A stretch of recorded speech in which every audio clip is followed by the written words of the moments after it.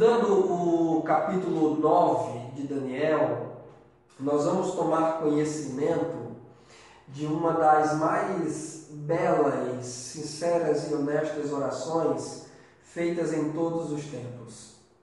O capítulo ele se divide basicamente em uma oração e uma interpretação sobre uma passagem bíblica que estava o nosso irmão Daniel a meditar. Portanto, nós vamos ter aqui essa divisão do capítulo 9 em a oração de súplica, intercessão e confissão do nosso irmão Daniel e a interpretação sobre os 70 anos do cativeiro profetizados por Jeremias, que era o texto das Escrituras em que o nosso irmão Daniel estava a meditar. Então, permita-me aqui, antes de nós entrarmos propriamente nas 70 semanas, que é o objeto de estudo da nossa lição para o próximo domingo, meditarmos um pouco, refletirmos um pouco sobre a atitude do nosso irmão Daniel quando ele se depara com os escritos sagrados e canônicos do profeta Jeremias e a resposta que o anjo lhe traz em seguida. Primeira coisa aqui que nós queremos pontuar. Nós temos aqui a meditação de Daniel nas Escrituras, temos a oração de Daniel que se segue a essa meditação e temos a interpretação, a resposta que é dada pelo anjo logo em seguida. Importante perceber, meus irmãos, que Daniel ele não era só um homem da oração, mas também um homem da palavra. Já vimos aqui, desde as lições anteriores, em que estivemos estudando o hábito devocional do nosso irmão Daniel de orar, de buscar a Deus continuamente, pelo menos 3 vezes ao dia, ele fazia suas preces, as suas orações ao Senhor. Mas não só Daniel era um homem de oração, como também era um homem que gostava da palavra, que meditava na palavra, que estudava a palavra. Daniel ele tem uma ardente expectativa no seu coração de que aquele cativeiro para o qual ele e os seus irmãos foram levados desde a sua mais tenra idade não deverá demorar muito, mas ele busca uma confirmação desse seu pressentimento nos textos sagrados, na literatura canônica. E ele vai lá buscar os textos de Jeremias. E diz que enquanto ele meditava nos escritos de Jeremias, ele compreendeu, veio-lhe a iluminação do Espírito Santo de que o cativeiro do qual ele era um participante, no qual ele era um exilado, teria duração de 70 anos. Portanto, primeira coisa que é se pontuar, Daniel era um homem também da palavra. Daniel era um homem que sabia unir uma vida piedosa de oração, de jejum, de consagração. Era um homem que dedicava-se diante de Deus exaustivamente. Era um homem que incansavelmente buscava o Senhor em suas devoções diárias, mas também era um homem da palavra, do estudo, da investigação. E o que é interessante é que ele diz que, lendo o livro de Jeremias, lendo os escritos de Jeremias, muito possivelmente, eu quero convidar você a abrir a sua Bíblia, Daniel estaria lendo e meditando aqui nos escritos de Jeremias, onde ele descobre e entende que o cativeiro teria uma duração de 70 anos. Ele estava a meditar muito possivelmente nesses textos de Jeremias aqui, no capítulo 25, versículo 11, por exemplo, onde o próprio Jeremias ele diz assim: toda esta terra, referindo-se a Judá, onde ele foi profeta, onde ele exerceu o seu ministério, virá a ser um deserto e um espanto. Estas nações servirão ao rei da Babilônia 70 anos. Então, nesse texto aqui de Jeremias 25:11, ele já deixa claro, tomado pelo Espírito de Deus, pelo qual ele profetizava, ele deixa claro que a duração do cativeiro seria uma duração de aproximadamente de pegando o número arredondado, 70 anos. Mas certamente Daniel, como um bom investigador, ele persiste na leitura, ele persegue o texto, né? Literalmente ele persegue o texto para encontrar uma confirmação, para encontrar uma certeza, uma convicção sobre a duração desse cativeiro. E muito possivelmente essa perseguição, essa busca persistente nas Escrituras para a compreensão do texto, o leva ainda para o capítulo 29 do mesmo livro de Jeremias. Dos versículos 10 ao 14, quando Jeremias, outra vez usado pelo Senhor, ele diz: assim diz o Senhor, logo que se cumprirem para a Babilônia 70 anos, atentarei para vós outros e cumprirei para convosco a minha boa palavra, tornando-vos para este lugar, tornando a trazer-vos para este lugar.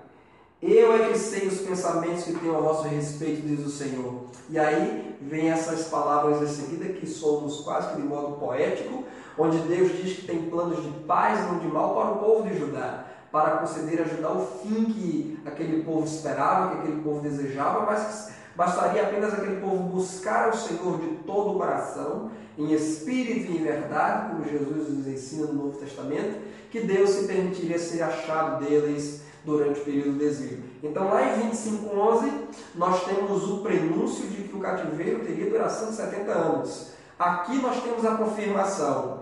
E mais do que isso, nós temos Deus dizendo que haverá de trazer o povo de volta ao final deste exílio, ao final deste cativeiro, se o povo buscasse o Senhor.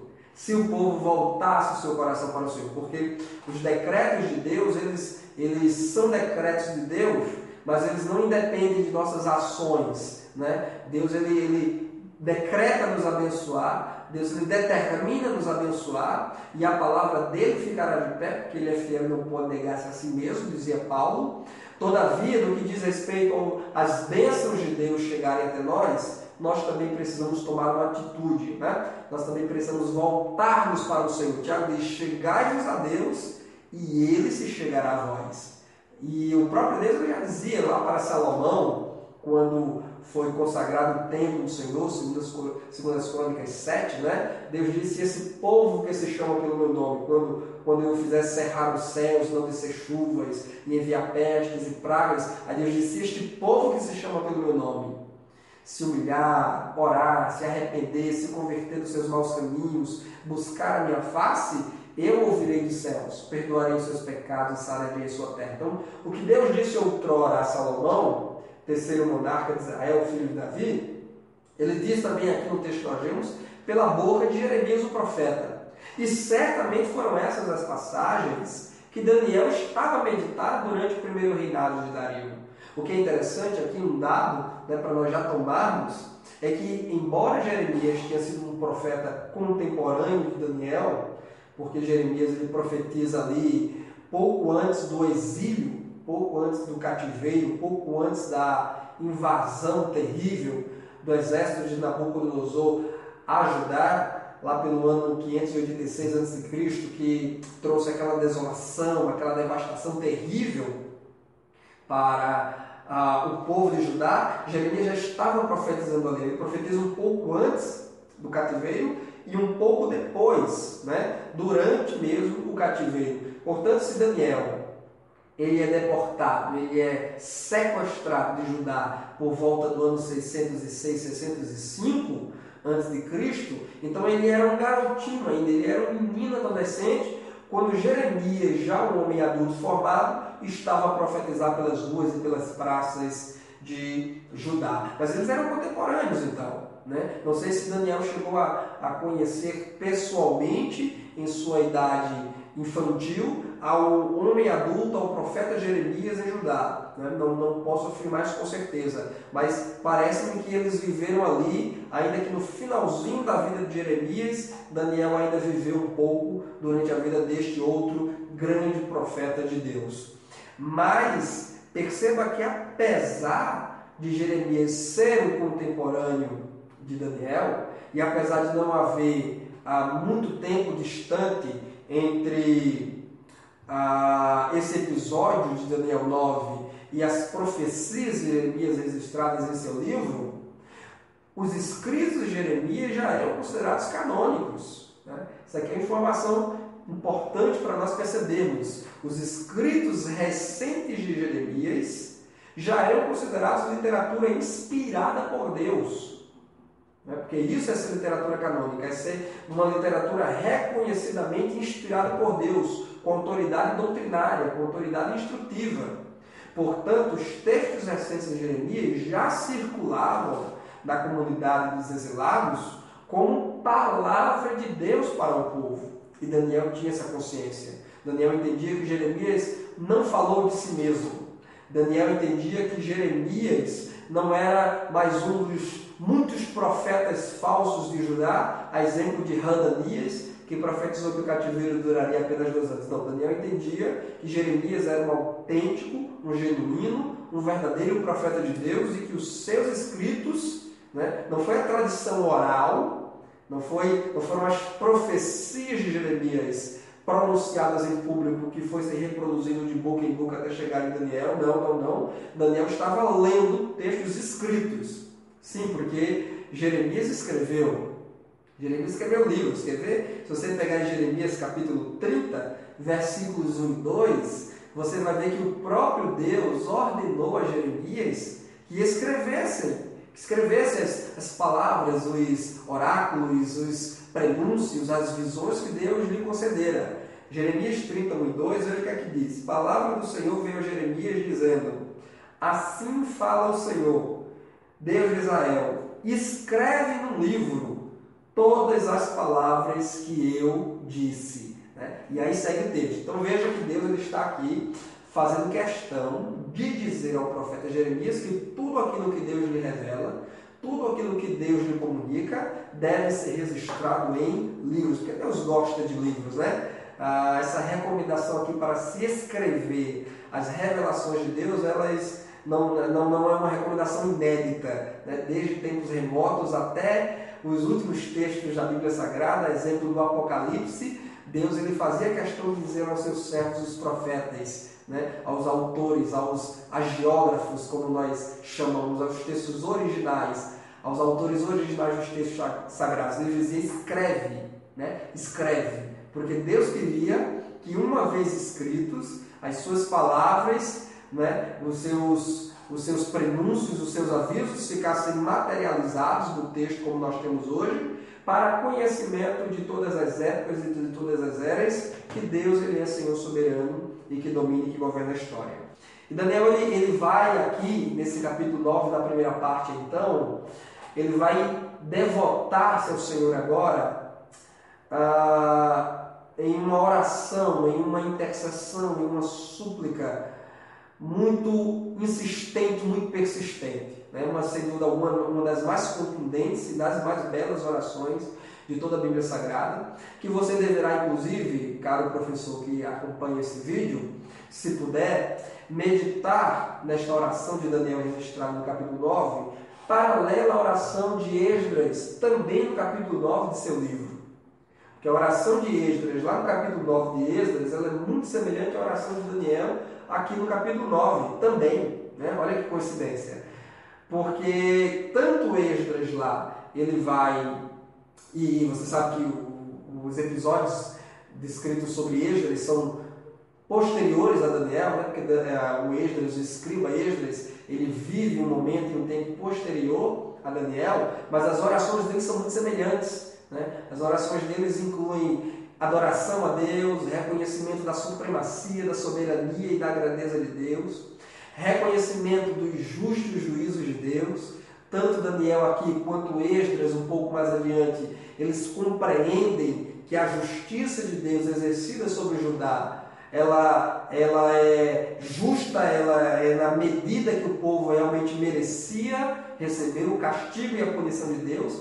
Aliás, Esdras vai dizer que Deus ele pune o povo de Judá de forma até amena, né? O povo merecia uma punição ainda mais rigorosa, mas Esdras diz que Deus ele puniu o povo com certa dose de misericórdia, aquém daquilo que o povo realmente merecia. Então eles reconhecem, né, o pecado de seu povo. Mais do que o pecado de seu povo, eles se identificam com o povo. Há um certo sentimento de empatia no coração desses homens de Deus, quando eles oram ao Senhor suplicando misericórdia, porque eles não se colocam em uma casta superior. Você vai ler o capítulo 9 de Daniel, já leu e percebeu que Daniel, em sua oração, ele confessa seus próprios pecados, confessa os pecados do povo como se fossem os seus próprios. Daniel ele não se distancia, Daniel ele não se afasta, Daniel não se considera alguém em uma caixa superior, em um nível superior, nem Daniel, nem Esdras e nem servo nenhum verdadeiro profeta das Escrituras Sagradas jamais orou como aquele fariseu orou no templo, né? Da ilustração narrada por Jesus, quando o fariseu sobe ao templo e o publicano também, e o fariseu está lá contando vantagem diante de Deus, dizendo: graças te dou, ó Pai, porque não sou como os demais homens. Essa oração do fariseu não era a oração dos autênticos profetas de Deus, porque os profetas de Deus, eu já lhes disse aqui no vídeo anterior, eles alimentavam um profundo sentimento nacionalista, um profundo sentimento de compaixão para com o seu povo. E nós vamos ver isso em Daniel, quando Daniel ele se apresenta diante de Deus, com pano de saco, com cinza sobre a sua cabeça, com choro, com lamento, suplicando a Deus misericórdia para si e para o seu povo, reconhecendo que estão ali porque são merecedores, porque pecaram, né? E Daniel não diz: o meu povo pecou contra ti, eles pecaram. Daniel diz: nós pecamos, eu pequei, né? Porque há um sentimento no coração dos profetas, que eu poderia dizer, sem medo de errar, um sentimento de cumplicidade. Daniel se sente cúmplice, né, dos pecados de seu povo. Daniel se sente responsável também por aquela desolação, por aquela terrível situação de exílio que o seu povo estava experimentando. Portanto, ele se coloca diante de Deus, né? E aqui ele não faz isso para fazer fita diante de Deus, ele não está sendo modesto, ele não está aqui apenas usando palavras retóricas e bonitas, ele está de fato confessando ser ele responsável por aquilo também. Daniel ele se identifica com os pecados do seu povo. Daniel reconhece que ele também tem responsabilidade naquele cativeiro. Então ele se volta para o Senhor em oração e suplica misericórdia, confessa os pecados. Ele cumpre bem direitinho o que Deus havia dito lá, né? Porque o cativeiro tinha duração de 70 anos, mas o cativeiro teria fim se o povo se voltasse para o Senhor, se o povo se arrependesse, né? Isso já constava na cláusula de Deus desde Salomão, né? E persistiu até Jeremias. Deus já havia dito que o cativeiro determinado por ele seria de 70 anos, mas teria fim e o povo retornaria se o povo buscasse ao Senhor, se o povo se voltasse ao Senhor. Então Daniel ele não se segura apenas da palavra de Deus. Daniel ele não vai cobrar de Deus: olha Deus, então está aqui, se o cativeiro vai durar apenas 70 anos, né, o período já está se findando, o Senhor tem que fazer o seu povo voltar, porque ele está na sua palavra. Daniel não faz o que alguns de nós hoje fazemos, usando a própria palavra de Deus para querer obrigar Deus a fazer qualquer coisa ao nosso respeito, né? Isso é muito comum. Por exemplo, tem gente que diz o seguinte: não, Malaquias 3,10 diz que se eu levar os dízimos à casa do Senhor, eu posso fazer prova dele, né? Alguém já disse por aí, um certo senhor, bispo, né, neste país, já andou dizendo por aí que quando a gente dá o dízimo e a oferta, a palavra de Deus diz que Deus é obrigado a nos abençoar. Ora, vejam, meus irmãos, se Deus é obrigado a alguma coisa, ora, vejam, se Deus ele tem qualquer obrigação para com o ser humano tem muitas obrigações para com Deus, mas Deus não tem nenhuma obrigação para com ninguém. Tudo que ele faz por graça. Tudo que ele faz por misericórdia. E graça, o que é? Senão concessão de dádivas e de bens a quem merecia justamente o contrário. Né? Esdras em sua oração e Daniel em sua oração vão deixar muito claro que o povo merecia em virtude de seus pecados não era que Deus cumprisse o decreto dele no final do exílio para aqueles 70 anos. Daniel entende que o que o seu povo, seus compatriotas e o que ele, como parte deste povo, como uma célula deste povo, merece é o juízo, né? É o juízo, é a condenação, é a desgraça vir sobre eles. Mas Daniel, ele suplica o quê? Pela misericórdia de Deus. Você vai para Daniel 9, né? Que é uma oração linda, e só para a gente ilustrar aqui, não ficar em minhas palavras, olha um trecho bonito desta oração, quando chega no versículo 17. Né? Ou melhor, vamos pegar aqui a parte do versículo 16. Olha o que Daniel diz. Ó Senhor, segundo as tuas justiças, aparte-se a tua ira e o teu furor da cidade de Jerusalém, do teu santo monte, porquanto por causa de nossos pecados, veja, ele diz por causa dos pecados do meu povo, ele diz por causa dos nossos pecados, e por causa das iniquidades de nossos pais, se tornaram Jerusalém e o teu povo opróbrio para todos os que estão em redor de nós. Aí o versículo 17 ele diz, agora, pois, ó Deus nosso, ouve a oração do teu servo, e as súplicas, e sobre o teu santuário assolado fazem resplandecer o teu rosto, por amor do Senhor. Por amor do Senhor. Por quê? Porque Daniel sabia que por obrigação ajudar, Deus não tinha absolutamente nenhuma obrigação. Deus não tinha nenhum dever a cumprir para ajudar. Deus não tinha nenhuma obrigação com aquele povo contumaz do pecado, rebelde do pecado. Deus não tinha nenhuma obrigação, como Deus também hoje não tem absolutamente nenhuma obrigação de abençoar a mim ou a você. Não é porque a gente deposita ali alguns trocados na salva no culto de domingo, uma vez ao mês, que Deus agora tem a obrigação de nos abençoar toda hora, todo instante. Mas Ele abençoa por quê? Porque como um pai que tem prazer de presentear o seu filho só para ver um bonito sorriso em seu rosto, assim também é Deus para conosco. Deus ele tem prazer de nos abençoar. Por quê? Porque Ele é misericordioso, porque Ele é bondoso, porque Ele é todo gracioso para provocar em nós sorrisos felizes e alegres, porque Deus ele também se sente feliz na nossa felicidade, na nossa alegria diante dele. E aí Daniel diz, inclina, ó Deus, meus ouvidos e ouve, abre os olhos e olha para a nossa desolação e para a cidade que é chamada pelo teu nome, porque não lançamos as nossas súplicas perante a tua face, fiados em nossas justiças. Olha o que Daniel está dizendo.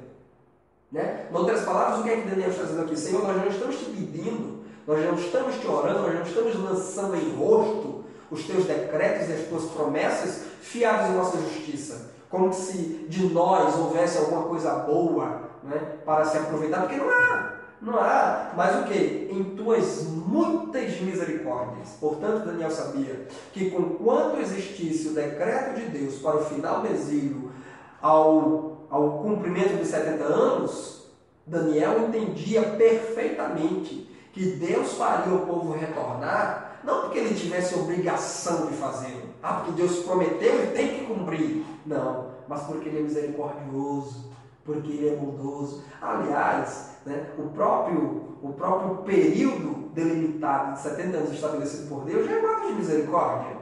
Porque Deus poderia deixar aquele povo ali exilado para sempre e nunca mais retornar, como o povo do norte jamais retornou para a sua terra pátria. Né? Como os israelitas do reino norte de Israel, daquelas 10 tribos ao norte, quando foram tomados pela Síria por volta de 722 a.C., eles nunca mais voltaram à sua pátria, foram deportados e espalhados pelo mundo.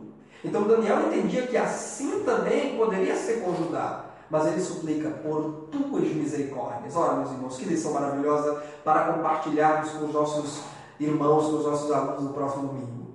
O que quer que Deus faça não é por obrigação a nós, não é por um dever de Deus em relação a nós, não é pela barganha, não é pelo toma lá da cá. Eu já dizia outro dia que nem mesmo quando a gente faz um voto a Deus, Deus é obrigado a nos responder, porque algumas pessoas pensam que um voto é como se fosse uma faca no pescoço de Deus. Não, eu fiz um voto, então Deus vai responder. Eu fiz um voto, então Deus vai ter que cumprir. Não tem que, porque voto é voto, não, meu irmão. Não. Você pode fazer um voto, você pode orar manhã, tarde e noite, você pode passar a sua vida inteira de joelhos dobrados e desenvolver joelhos de camelo como Tiago, meu irmão do Senhor. Porque a tradição cristã diz que Tiago ele tinha joelhos rígidos como de camelo de tanto que ele orava.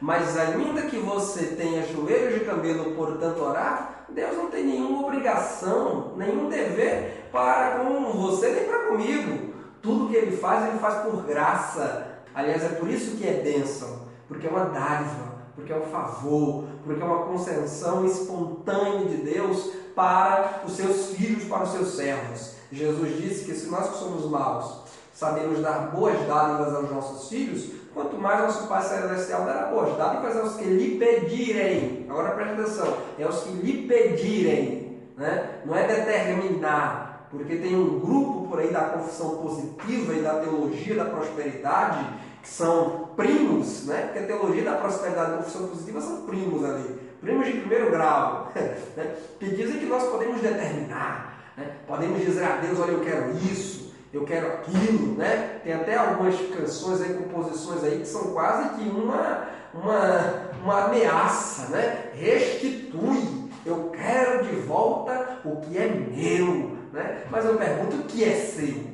E o que é meu? Para a gente dizer a Deus, restitui, para a gente dizer a Deus, me dá, para a gente dizer a Deus, eu quero, né? Para a gente dizer, não, mas está na Bíblia, né? A gente diz, não, mas está na Bíblia.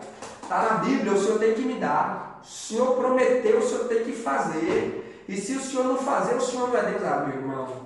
Meu irmão, dobremos-nos diante desse Deus tremendo, né? Aliás, era uma coisa que Daniel entendia muito bem.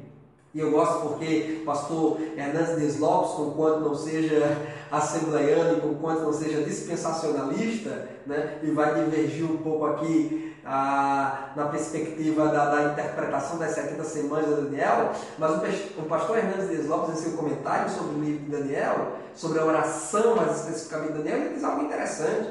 Ele diz que Daniel não chamou o Senhor Deus de paizinho, né? Como se costuma fazer hoje nos círculos gospel, porque é intimidade, né? Deus nos permite essa intimidade, Jesus rasgou o véu, então eu agora posso chamá-lo de paizinho, de amiguinho, me dá colinho, me coloca no bracinho. Não, Daniel sabia que conquanto Deus seja o seu Pai, o seu Senhor, e seja bondoso e misericordioso, diante deste Deus, diante do qual até os serafins encobrem o rosto, quanto mais seres humanos deverão dobrar-se humildemente e reverentemente diante dele. Portanto, a oração de Daniel nos ensina muito, né? Que o que pedimos a Deus, pedimos, não determinadamente. Não existe determinar para Deus, não existe mandar em Deus, não existe colocar ordem em Deus, e não existe usar a palavra de Deus contra ele, porque aí nós estaríamos assemelhando a Satanás, né? Satanás foi que quis usar o Salmo 91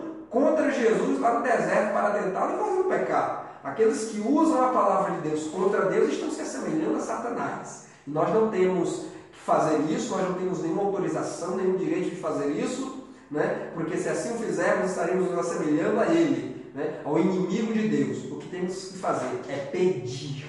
Jesus nos ensinou dizendo, pedi, pedi e dá-se-vos-á. Buscar e encontrarei, batei e abre-se-vos-á. Pois o que pede recebe, o que busca encontra, o que bate se abre. Portanto, a nossa função é pedir, é clamar, para que Deus, em sua bondade, em sua misericórdia, e se a Ele se agradar, né? E se a Ele se agradar, Ele vai nos responder, Ele vai nos atender, porque Ele disse em Jeremias, eu sei os pensamentos que tenho sobre vós, e são pensamentos de paz, e não de mal, para vos dar o fim que desejais. Né? Paulo diz que Deus é infinitamente poderoso para fazer mais do que pedimos, pensamos ou sonhamos, né? E os intentos de Deus para conosco não são intentos maus, opressores, né? Deus não é um Deus irado, carrancudo, mal-humorado, não. Ele tem uma boa disposição para com os seus filhos. Agora, nós temos que entender, né? Que Deus está em cima, como diz Eclesiastes, né? Não que apresse a pronunciar a palavra diante de Deus, porque Deus está no céu e tu estás na terra, Ele está em cima e tu estás embaixo. Portanto, aprendamos com o nosso irmão Daniel a orarmos reverentemente, persistentemente, humildemente diante do nosso Deus, suplicando a Ele suas misericórdias sobre nós e sobre o nosso povo, sobre nossos irmãos. Aliás, o sentimento nacionalista de Daniel também tem muito a nos ensinar, né? Quisera Deus que você e eu, e você pode, professor, instigar seus alunos no próximo domingo a desenvolver esse espírito de empatia para com a nação, né? O Brasil está aí, infelizmente, de norte a sul deste país, leste a oeste deste país, nós vemos a criminalidade aumentando, a roubos, homicídios, latrocínios, corrupção, idolatria, paganismo, pornografia, sensualidade, o alcoolismo, acidentes no trânsito, destruição dos casamentos, das famílias e dos lares, uma juventude que cada dia mais perece nas drogas e poder público inerte, sem poder fazer nada. Sem poder fazer nada. Né? O poder público não tem conseguido restituir o marginalizado, a sua família e a sociedade como cidadão de bem para produzir riquezas nesse país. O poder público não tem conseguido, através de suas instituições, solucionar a situação terrível das meninas, garotas de programa que se prostituem nas esquinas, nas ruas centrais das nossas cidades, nas autoestradas deste país. O poder público não tem conseguido recuperar os marginalizados, os drogados que estão aí entregues ao tráfico de drogas e de armas. O poder público não tem conseguido resolver o dilema das drogas que tem matado, o problema do vício que tem matado, o problema do alcoolismo que tem dizimado a nossa juventude, homens e mulheres, pais e mães de família. Mas, como dizia Tiago, a oração de um justo pode muito em seus efeitos. E a exemplo de Daniel, cuja oração se pode dizer que é uma genuína oração, que podia muito em seus efeitos, né? Porque a oração de Daniel é indubitavelmente a oração de um justo. Também deve ser assim a nossa oração. Né? Devemos ter a empatia para com o nosso povo, não nos considerar superior, né, aos demais compatriotas nossos, não nos sentimos superiores, né, às demais religiões, não nos sentimos superiores, né, aos jovens marginalizados, drogados, né, lançados lá na periferia, na marginalidade da vida, né, mas temos o sentimento de dor, de misericórdia, de compaixão, assumirmos a nossa responsabilidade diante de Deus, né, e compreendermos que o Brasil poderia ser muito melhor se nós, se você e eu, né, buscássemos a Deus e obedecêssemos ao Senhor e cumpríssemos a sua palavra. Quisera Deus que a oração de Daniel ela nos ensine muito, né? Queira Deus que a oração de Daniel nos ensine muito no nosso estudo da Escola Dominical no próximo domingo, e que você instigue seus alunos a terem esse sentimento nobre que tinha o nosso irmão Daniel, sentimento de amor, de misericórdia e de compaixão para o seu povo. E um homem que ora bem como Daniel orava, né? Um homem que ora, não nas palavras enfeitadas, né? não confunda orar bem com orar retoricamente, com orar eloquentemente, isso não tem nada a ver. Né? Uma coisa é oração eloquente, uma coisa é oração enfeitada, adornada para uma tentativa frustrada de impressionar Deus. Isso não funciona com Deus, né? Porque Deus ele conhece os intentos do coração. Deus ele sabe o que está aqui na mente, nos escaninhos de nossa alma. Ele sonda os lugares escondidos e inacessíveis do nosso ser. Então não adianta a gente, soberano Deus e eterno Pai, né? Tu que estás acima dos querubins e serafins, isso não funciona com Deus. Né? Deus quer ver a sinceridade no nosso coração. Não é ser prolixo nas palavras, não é ser retumbante no discurso. Tem gente que vai discursar diante de Deus, né? Vai querer lembrar a Deus tudo o que Ele falou. Tem gente que vai até pregar enquanto ora, né? Tem gente que prega enquanto ora, repreende demônio enquanto ora, faz tudo menos orar, menos pedir, menos suplicar, menos interceder, menos se humilhar diante de Deus. O momento de oração é o momento de nós nos humilharmos diante de Deus. Isso é orar bem. É reconhecer a nossa fatídica fragilidade humana. É reconhecer diante de nós os nossos cruéis pecados que ofendem a santidade de Deus. É nós nos chegarmos a Deus não mais hoje com panos de saco e jogarmos cinza na nossa cabeça, que era um rito, um costume, uma tradição dos povos antigos para demonstrar um espírito contrito e quebrantado. Nós não precisamos desses artifícios mais hoje, porque não é nossa cultura, né? Mas nós devemos sim ainda hoje nos voltarmos para Deus com o coração contrito, porque Davi disse que é o coração contrito e o que é contrição, senão tristeza pelo erro cometido. A um coração contrito não desprezarás, ó Deus. Né? E Deus ele está nos aguardando, Deus está aguardando você, meu irmão professor, Deus está aguardando os seus alunos ao recinto secreto da oração. Deus está nos aguardando para uma vida de comunhão com Ele, de intercessão por este país, porque, meus irmãos, eu tenho certeza, eu já dizia aqui no estudo, quando fizemos aqui sobre a Daniel da Cova dos Leões, e não custa repetir. O IBGE diz que o Brasil tem aí aproximadamente 50 milhões de evangélicos, né? 42, 45, quase 50 milhões de evangélicos. Se esses 50 milhões de evangélicos, né, dobrarem os seus joelhos diante de Deus como dobrou Daniel, se esses 50 milhões de evangélicos buscarem a face de Deus como Deus já recomendou, já exortou lá a Salomão em tempos antigos, se estes 50 milhões de cristãos evangélicos, nos quais você e eu estamos incluídos, buscarmos a Deus de todo o nosso coração, como Deus disse a Jeremias, Deus se deixará ser achado por nós. E mais do que se deixar ser achado por nós, Ele trará a nós revelações de mistérios dos céus, como trouxe para o irmão Daniel sobre as 70 semanas. E mais do que trazer revelações de mistérios dos céus, Ele irá curar nossa terra. Não é isso que está escrito lá em 2 Crônicas 7,14? Ele irá curar nossa terra, Ele irá sarar nossa terra. Sarar de quê? Das doenças morais, das doenças crônicas, das doenças sociais e das doenças espirituais.